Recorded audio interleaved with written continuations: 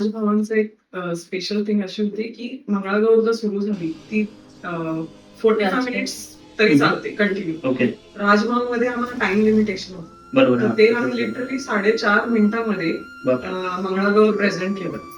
आणि main experience म्हणजे असं होतं की सगळी लोक बघत होती आणि तो रिस्पेक्ट जो होता मीन्स आपल्याला माहिती आहे लोकांना महाराष्ट्राबद्दल किती माहिती आहे.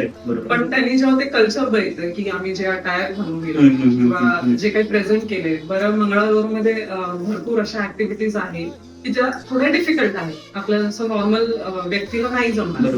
तर त्यांनी ते पण बघितलं की त्याच्यावरती जे रिॲक्शन होते लोकांचे ते खूप छान होते. तर खूप म्हणजे ती फिलिंग होती सर्वांना आम्हाला ती टॉप ऑफ द वर्ल्ड होती. आणि तिथे बाकीच्या राज्यांमधून आले होते त्यांना असं वाटत होतं की आम्ही म्हणजे काहीतरी एक वेगळंच म्हणजे त्या सगळ्या राज्यांमध्ये आमचा जो पोशाख होता म्हणजे तो इतका वेगळा होता की ते सगळेजण आमच्या बरोबर can you click photo with me can you click photo